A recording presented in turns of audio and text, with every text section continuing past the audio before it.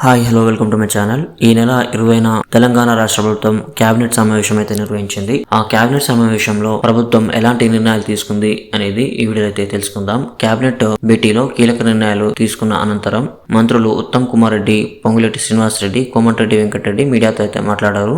Cabinet సమావేశంలో ఏ అంశాల గురించి చర్చించాం అనేది తెలిపారు.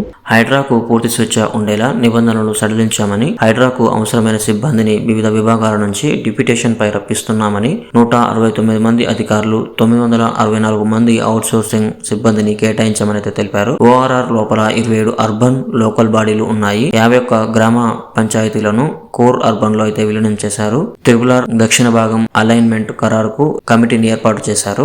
R&B స్పెషల్ చీఫ్ సెక్రటరీ ఆధ్వర్యంలో 12 మందితో కమిటీ కన్వీనర్ గా R&B ప్రిన్సిపల్ సెక్రటరీ అయితే ఉండబోతున్నారు. పోలీసు ఆరోగ్య భద్రతా స్కీమ్ SPL కు కూడా వర్తింపు ఉంది. మనోహరాబాద్ లో 72 ఎకరాల్లో లాజిస్టిక్ పార్కు ఏర్పాటుకైతే ఆమోదం లభించింది. 8 వైద్య కళాశాలలో బోధనేతర సిబ్బంది నియామకం, 3000కు పైగా పోస్టులకు త్వరలోనే నోటిఫికేషన్ అయితే విడుదల చేయనున్నారు. ఖమ్మం జిల్లాలో 58 ఎకరాల్లో పారిశ్రామిక పార్కు ఏర్పాటుకు ఆమోదం. ఏటూరు నాగారం ఫైర్ స్టేషన్ కు 34 మంది సిబ్బంది మంజూరు. కోస్గిలో ఇంజనీరింగ్ కళాశాల, హకీంపేటలో జూనియర్ కళాశాల అయితే మంజూరు. SLBC టన్నెల్ పనులకు 4637 కోట్లు మంజూరు. 2 ఏళ్లలో పనులు పూర్తి చేయాలని ఏజెన్సీకి అయితే ఆదేశాలు జారీ చేశారు.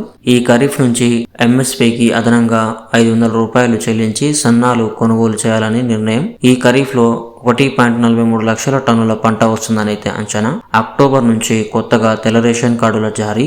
జనవరి నుంచి అన్ని రేషన్ కార్డుదారులకు సన్న బియ్యం అయితే ఇస్తామని ఈ కేబినెట్ లో అయితే నిర్ణయాలు తీసుకున్నారు. రైతు భరోసాపై ఎలాంటి చర్చ కేబినెట్ లో అయితే జరగలేదు. రైతు బంధు ఇస్తారా లేదా మళ్ళీ మార్గదర్శకాలంటూ ముందుకు వెళ్తారా అనేది వేచి చూడాలి. సో ఇది ఫ్రెండ్స్ వీడియో మీకు నచ్చినట్లయితే లైక్ చేయండి, అలాగే సబ్స్క్రైబ్ అవ్వడం మాత్రం మర్చిపోకండి. Thank you.